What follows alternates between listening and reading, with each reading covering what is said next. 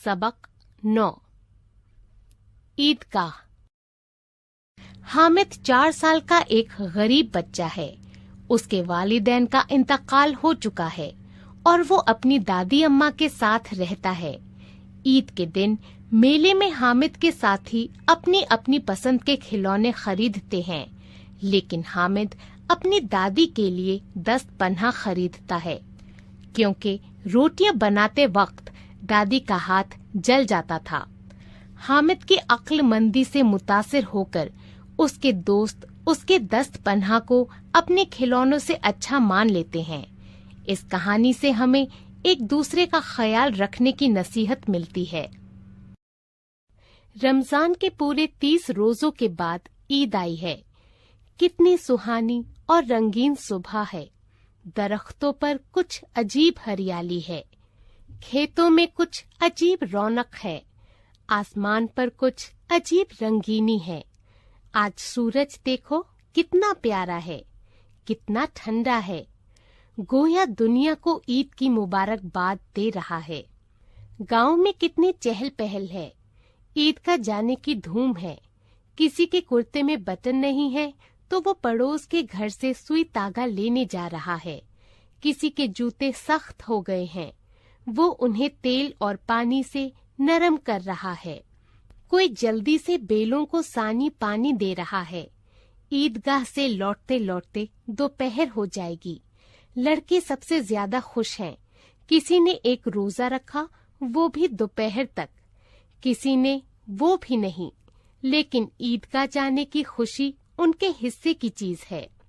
रोजे बड़े बूढ़े के लिए होंगे, बच्चों के लिए तो ईद है।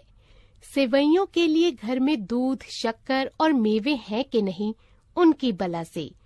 उनकी अपनी जेबों में तो कारून का खजाना रखा हुआ है। बार बार जेब से अपना खजाना निकालकर गिनते हैं, दोस्तों को दिखाते हैं और खुश होकर रख लेते हैं। उन्हीं 2-4 पैसों में दुनिया की सारी नेमतें लाएंगे, खिलौने, मिठाइयाँ और बिगुल और खुदा जाने क्या क्या। और सबसे ज्यादा खुश है हामिद। वो 4 साल का गरीब सूरत बच्चा है, जिसका बाप पिछले साल हैजे की नजर हो गया और माँ ना जाने क्यों जर्द होते होते एक दिन मर गई। अब हामिद अपनी बूढ़ी दादी अमीना की गोद में सोता है और उतना ही खुश है। उसके अब्बा जान रुपए कमाने गए हैं, बहुत सी थैलियां लेकर आएंगे। अम्मी जान अल्लाह मियाँ के घर उसके लिए बड़ी अच्छी अच्छी चीजें लेने गई हैं, इसलिए हामिद खुश है। उम्मीद तो बहुत बड़ी चीज है। हामिद के पाँव में जूते नहीं हैं, सिर पर एक पुरानी धुरानी टोपी है जिसका गोटा सियाह हो गया है। फिर भी वो खुश है। जब उसके अब्बा जान थैलियां और अम्मी जान नेमतें लेकर आएंगी, तब वो दिल के अरमान निकालेगा। बदनसीब अमीना अपनी कोठरी में बैठी रो रही है। आज ईद का दिन है और उसके घर में दाना नहीं है। किसने बुलाया था इस निगोड़ी ईद को? इस घर में उसका काम नहीं। लेकिन हामिद, उसे किसी के मरने जीने से क्या मतलब? उसके अंदर रोशनी है, बाहर उम्मीद। हामिद अंदर जाकर दादी से कहता है, तुम डरना नहीं अम्मा, मैं गांव वालों का साथ नहीं छोड़ूंगा, मैं सबसे पहले आऊंगा, बिल्कुल डरना नहीं। लेकिन अमीना का दिल नहीं मानता। गांव के बच्चे अपने अपने बाप के साथ जा रहे हैं। हामिद क्या अकेला ही जाएगा? इस भीड़ भाड़ में कहीं खो जाए तो क्या होगा? नहीं, अमीना उसे तन्हा नहीं जाने देगी। नन्ही सी जान पाँव में छाले न पड़ जाएं, मगर वो चली जाए तो यहाँ सेवइयां कौन पकाएगा? भूखा प्यासा दोपहर को लौटेगा, क्या उस वक्त सेवइयां पकाने बैठेगी? रोना तो ये है कि अमीना के पास पैसे भी नहीं हैं। उसने फहीमन के कपड़े सिए थे, 8 पैसे मिले थे। उस अठन्नी को ईमान की तरह बचाती चली आई थी इस ईद के लिए। लेकिन कल ग्वालिन सिर पर सवार हो गई तो क्या करती? हामिद के लिए कुछ नहीं है तो 2 पैसे का दूध तो चाहिए ही। अब तो कुल 2 आने ही बच रहे हैं। 3 पैसे हामिद की जेब में और 5 पैसे अमीना के बटुए में। यही तो बिसात है और ईद का त्योहार। अल्लाह ही बेड़ा पार लगाए। गांव से मेला चला और बच्चों के साथ हामिद भी जा रहा था। कभी सब के सब दौड़कर आगे निकल जाते, फिर किसी दरख्त के नीचे खड़े होकर साथ वालों का इंतजार करते। हामिद के पैरों में तो जैसे पर लग गए हैं। वो कभी थक सकता है? शहर का इलाका शुरू हो गया। सड़क के दोनों तरफ अमीरों के बाग हैं। बड़ी बड़ी इमारतें आने लगीं। ये अदालत है, ये कॉलेज है, ये क्लब घर है। आगे चले।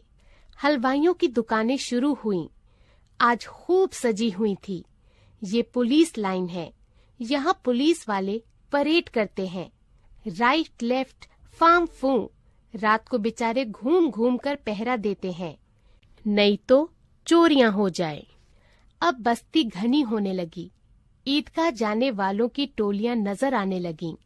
एक से एक जर्क बर्क पोशाक पहने हुए, कोई तांगे पर सवार, कोई मोटर पर। सभी इत्र में बसे, सभी के दिलों में उमंग। गांव वालों का ये छोटा सा गिरोह अपने आप में मगन, चारों तरफ से बेखबर, इत्मीनान से चला जा रहा था। अचानक ईदगाह नजर आई। ऊपर इमली की दरख्तों का साया है, नीचे खुला हुआ पुख्ता फर्श है जिस पर जाजिम बिछी हुई है, और नमाजियों की कतारें एक के पीछे दूसरी ना जाने कहाँ तक चली गई हैं। पुख्ता फर्श के नीचे तक, जहाँ जाजिम भी नहीं, कई कतारें खड़ी हैं। जो आते हैं पीछे खड़े हो जाते हैं। आगे अब जगह नहीं है। यहाँ कोई रुतबा, कोई ओहदा नहीं देखा जाता। इस्लाम की निगाह में सब बराबर हैं। देहातियों ने भी वजू किया और जमात में शामिल हो गए। कितनी बाकायदा मुनज्जम जमात थी। लाखों आदमी एक साथ झुकते हैं और एक साथ बैठते हैं, और ये अमल बार बार होता है। ऐसा मालूम हो रहा था गोया बिजली की लाखों बत्तियां एक साथ रोशन हो जाएं और एक साथ बुझ जाएं, और यही सिलसिला चलता रहा। कोई ऐसी कशिश है जिसने सबको एक लड़ी में पिरो दिया है। नमाज खत्म हो गई और लोग एक दूसरे से गले मिल रहे हैं। फिर मिठाई और खिलौनों की दुकानों पर धावा होता है। हमारे देहातियों का ये गिरवा इस मामले में बच्चों से कम पुरजोश नहीं है। ये देखो, हिंडोला है, 1 पैसा देकर चढ़ जाओ। कभी आसमान पर जाते मालूम होगा, कभी जमीन पर गिरते। ये चरखी है, 1 पैसा देकर बैठ जाओ और 25 चक्रों का मजा लो। महमूद और मोहसिन, नूरे और सामी उन घोड़ों और ऊंटों पर बैठे हैं। हामिद दूर खड़ा है। 3 ही पैसे तो उसके पास हैं। जरा सा चक्कर खाने के लिए अपने खजाने का 1/3 नहीं दे सकता। सब इतराते हैं, अब खिलौने लेंगे। इधर दुकानों की कतारें लगी हुई हैं। तरह तरह के खिलौने हैं। सिपाही, गुजरिया, राजा और वकील, धोबन, बिहश्ती और साधु। वाह, कितने खूबसूरत खिलौने हैं, और बोला ही चाहते हैं। महमूद सिपाही लेता है, खाकी वर्दी और लाल पगड़ी, कंधी पर बंदूक। मालूम होता है अभी कवायद के लिए चिल्ला रहा है। मोहसिन को बिहिश्ती पसंद आया। कमर झुकी हुई है, उस पर मशक रखे हुए है। मशक का मुंह एक हाथ से पकड़े हुए है। कितना खुश है, शायद गीत गा रहा है। मशक से पानी उंडेला ही चाहता है। नूरे को वकील से प्रेम है। कैसी जहानत है उसके मुंह पर। काला चगा पहने, नीचे सफेद अचकन की जेब में सुनहरी जंजीर। एक हाथ में कानून की किताब लिए हुए है। मालूम होता है कि अभी किसी अदालत से जरह या बहस करके चले आ रहे हैं। ये सब 2-2 पैसे के हैं, मगर हामिद 2 पैसे का एक खिलौना ले ले तो फिर और क्या लेगा? नहीं, वो खिलौने फिजूल से हैं। कहीं हाथ से छूट पड़े तो चूर चूर हो जाएं। जरा सा पानी पड़ जाए तो सारा रंग ढल जाए। इन खिलौनों को वो लेकर क्या करेगा? किस मसरफ के हैं? महसिन कहता है, मेरा बिहश्ती रोज पानी देने जाएगा, सुबह शाम। समिया, और मेरी धोबन रोज कपड़े धोएगी। हामिद खिलौनों की बुराई करता है। मिट्टी के तो हैं, अगर गिरे तो चकनाचूर हो जाएं, लेकिन हर चीज को ललचाई हुई नजरों से देख रहा है और चाहता है कि जरा देर उन्हें अपने हाथों में लेकर देखे।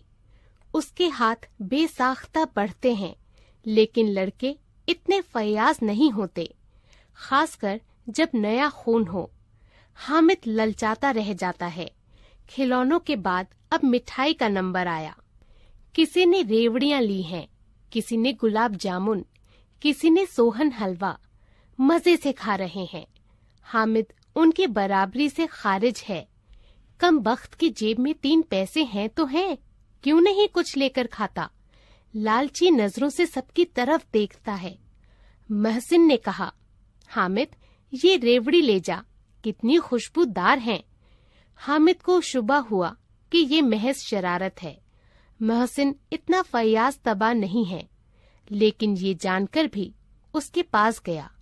मोहसिन एक रेवड़ी निकालकर हामिद की तरफ बढ़ाता है। हामिद हाथ फैलाता है। महसिन रेवड़ी अपने मुंह में रख लेता है। महमूद, नूरे, समिया खूब तालियां बजा बजा कर हंसते हैं। हामिद खस्ताना हो जाता है। मोहसिन, अच्छा अब जरूर देंगे हामिद, अल्लाह कसम, ले जा। हामिद, रखे रहो, क्या मेरे पास पैसे नहीं हैं? समिया, 3 ही पैसे तो हैं, क्या क्या लोगे? महमूद, हमसे गुलाब जामुन ले जाओ हामिद। महसिन शरीर है। हामिद, मिठाई कौन सी बड़ी नेमत है, किताब में इसकी बुराइयां लिखी हुई हैं। महसिन, लेकिन जी में कह रहे होगे कि कुछ मिल जाए तो खा लें, अपने पैसे क्यों नहीं निकालते? महमूद, मैं इसकी होशियारी समझता हूँ, जब हमारे सारे पैसे खर्च हो जाएंगे तब ये मिठाई लेगा और हमें चिढ़ा चिढ़ा कर खाएगा। हलवाई की दुकानों के आगे कुछ दुकानें लोहे की चीजों की थी। लड़कों के लिए यहाँ दिलचस्पी का कोई सामान नहीं था। हामिद लोहे की दुकान पर रुक जाता है। 10 पन्हा रखे हुए थे, वो 10 पन्हा खरीदेगा। दादी के पास 10 पन्हा नहीं था। तवे से रोटियां उतारती हैं तो हाथ जल जाता है। अगर वो दादी को 10 पन्हा दे दे तो वो कितनी खुश होंगी, फिर उनकी उंगलियां भी नहीं जलेंगी। घर में एक काम की चीज आ जाएगी। खिलौनों से क्या फायदा, मुफ्त में पैसे खराब होंगे। जरा ही देर को तो खुशी होती है, फिर तो उन्हें कोई आंख उठाकर भी नहीं देखता। वो घर पहुँचते पहुँचते टूट फूट कर बराबर हो जाते हैं। या छोटे बच्चे जो ईद का नहीं जा सकते हैं, जिद करके ले लेंगे और तोड़ डालेंगे। 10 पन्हा कितने फायदे की चीज है। रोटियां तवे से उतारो, चूल्हे से आग निकाल कर दे दो। दादी को कहाँ फुर्सत है कि बाजार जाएं और इतने पैसे कहाँ मिलते हैं। रोज हाथ जला लेती हैं। हामिद के साथ ही आगे बढ़ गए हैं। कितने खुदगर्ज और लालची हैं। सबने इतनी मिठाइयाँ ली, किसी ने मुझे एक भी न दी। उस पर कहते हैं कि मेरे साथ खेलो, मेरी तख्ती धुलाओ। अब अगर मियाँ महसिन ने किसी काम को कहा तो खबर लूंगा। खाएं मिठाई, आप मुंह सड़ेगा, फोड़े फुंसियां निकलेंगी, आप ही चटोरी जबान हो जाएगी। तब पैसे घर से चुराएंगे और मार खाएंगे। किताब में झूठी बातें थोड़ी लिखी हैं। उसने फिर सोचा, दादी 10 पन्हा देखते ही दौड़कर मेरे हाथ से ले लेंगी और कहेंगी, मेरा बच्चा अम्मा के लिए 10 पन्हा लाया है। हजारों दुआएं देंगी। उन लोगों के खिलौने पर उन्हें कौन दुआ देगा? बुजुर्गों की दुआएं सीधी खुदा के दरबार में पहुंचती हैं और कबूल होती हैं। हामिद ने दुकानदार से पूछा, ये 10 पन्हा बेचोगे?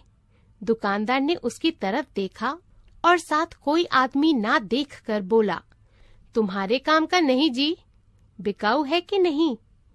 बिकाऊ क्यों नहीं है और यहाँ क्यों लाद कर लाए हैं? तो बताते क्यों नहीं कितने पैसे का दोगे? 6 पैसे लेंगे। ठीक ठीक बताओ। ठीक 5 पैसे लेंगे। लेना हो तो लो। हामिद का दिल बैठ गया। हामिद ने कलेजा मजबूत करके कहा, 3 पैसे लोगे? ये कहता हुआ आगे बढ़ गया कि दुकानदार की घुड़कियां ना सुने, मगर दुकानदार की घुड़कियां ना दी। बुलाकर 10 पन्हा दे दिया और पैसे ले लिए। हामिद ने 10 पन्हा कंधे पर रख लिया, गोया बंदूक है, और शान से अकड़ता हुआ अपने दोस्तों के पास। मोहसिन ने हंसते हुए कहा, ये 10 पन्हा लाया है, अहमक, इसका क्या करेगा? हामिद ने 10 पन्हा जमीन पर पटक कर कहा, जरा अपना बिहिश्ती जमीन पर गिराकर देखो, सारी पसलियां चूर चूर हो जाएं बच्चों की। महमूद, तो ये 10 पन्हा कोई खिलौना है? हामिद, खिलौना क्यों नहीं है? अभी कंधे पर रखा बंदूक हो गया, हाथ में ले लिया तो फकीर का चिमटा हो गया। चाहूं तो इससे तुम्हारी नाक पकड़ लूं, चाहूं तो इससे छुरे का काम ले सकता हूँ। एक चिमटा जमा दूं तो तुम्हारे सारे खिलौनों की जान निकल जाए।